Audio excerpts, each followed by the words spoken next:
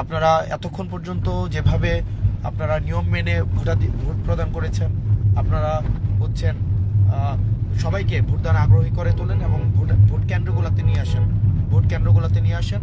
আর আরেকটা বিষয় হচ্ছে যেটা আপনাদের ভোট প্রদান শেষ হলে অর্থাৎ 4:30টায় আপনাদের যারা পুলিং এজেন্ট আছেন, আমাদের যারা নেতাকর্মী আছেন, অবশ্যই ফলাফল নিয়ে কেন্দ্রগুলো থেকে আসবেন।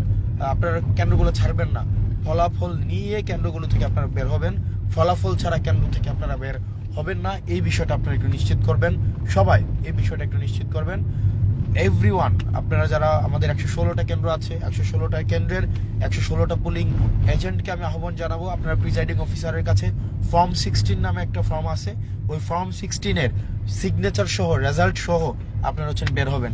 ফর্ম 16-এর সিগনেচার ছাড়া আপনারা বের হবেন না, এবং ফর্ম 16-এর সিগনেচার নিয়ে রেজাল্ট সহ আপনারা বের হবেন। এবং ফলাফল না প্রকাশ হওয়া পর্যন্ত 4:30টার পরে নেতাকর্মীদের সবাইকে, দেবীদের স্বতঃস্ফূর্ত জনতা আপনারা যারা আছেন প্রত্যেকে আহ্বান করব, আপনারা আপনাদের স্ব কেন্দ্রে আপনারা অবস্থান নেবেন, যাতে করে কোনোভাবেই ইলেকশন রেজাল্ট কোনোভাবেই যেন ম্যানিপুলেট না করা যায়। আপনাদের প্রতি আহ্বান থাকবে। একই সাথে আপনারা যারা এখনো পর্যন্ত ভোটাধিকার প্রয়োগ করেননি প্রত্যেককে আহ্বান জানাবো, আপনারা সবাই ভোটাধিকার প্রয়োগ করেন সবাই, এবং বাসা থেকে নিয়ে ভোট কেন্দ্র পৌঁছে দেওয়াটা হচ্ছে আপনার কাজ।